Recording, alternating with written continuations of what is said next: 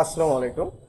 তিনটি প্রমাণ থাকলেই একজন জমির মালিক স্থায়ীভাবে মালিকানা ধরে রাখতে পারবেন। ইতিমধ্যে আমরা জানি যে সরকার জমির মালিকানা প্রমাণের জন্য রেকর্ড করে থাকেন। ব্রিটিশ সরকার সিএস রেকর্ড, পাকিস্তান সরকার এসএ রেকর্ড, বাংলাদেশ সরকার আরএস, বিআরএস, সিটি জরিপ, বিভিন্ন জায়গায় বিভিন্ন নামের জরিপ করেছে। তবে এই জরিপের মূল উদ্দেশ্য ছিল জমির মালিকানা প্রমাণ করা। অনেক সময় ভুল ব্যক্তির নামে রেকর্ড হয়ে থাকে, তবে সেই ব্যক্তি কিন্তু জমির মালিক নয়। তেমনি রেকর্ড থেকে কারো নাম বাদ পড়লে কিন্তু মালিকানা হারাবে না। তিনটি প্রমাণ থাকলেই জমির স্থায়ী মালিকানা ধরে রাখতে পারবেন। 1 নম্বরে সাবকবলার দলিল। ক্রয় সূত্রে জমির মালিকানা হয়ে থাকলে তাহলে তার দলিল থাকতে হবে।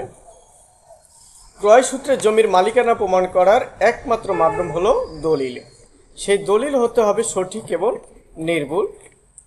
অনেক ব্যক্তি আছে টাকা বাঁচাতে হেবা দলিল করে। আসলে হেবা দলিল একজন মালিক চাইলে বাতিল করতে পারে, তবে হেবা দলিল সঠিকভাবে সঠিক নিয়মে যদি হয় তাহলে বাতিল করা যায় না। 2 নম্বরে রেকর্ড খতিয়ান। উত্তরাধিকার সূত্রে এবং বংশানুক্রমে যে রেকর্ড হয়ে থাকে তাহলে সেই ধারাবাহিকতা ঠিক থাকতে হবে। যেমন সিএস রেকর্ডের পূর্বে জমি ক্রয় করেছিলেন, সেই দলিল বলে সিএস রেকর্ড হয়, সেই সূত্রে এসএ রেকর্ড হয় এবং আরএস রেকর্ড হয়।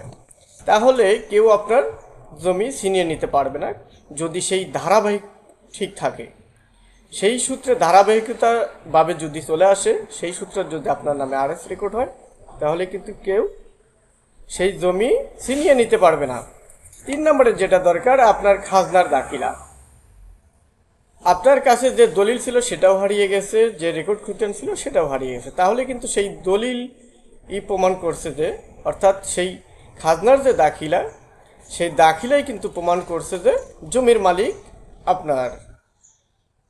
আর সেই দাখিলা নিয়ে ভূমি অফিসে গিয়ে হাল দাখিলা কাটতে পারবেন, তাহলে কিন্তু দাখিলা দিয়ে মালিকানা প্রমাণ করা যায়। সেই ক্ষেত্রে এই 3টি কাগজ গুছিয়ে রাখা দরকার।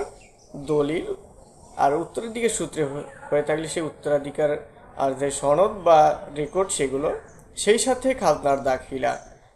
তো যাই হোক, এই 3টি প্রমাণ থাকলে জমির মালিকানা সারা জীবন আপনার। সবাই ভালো থাকুন, সুস্থ থাকুন। আসসালামু আলাইকুম।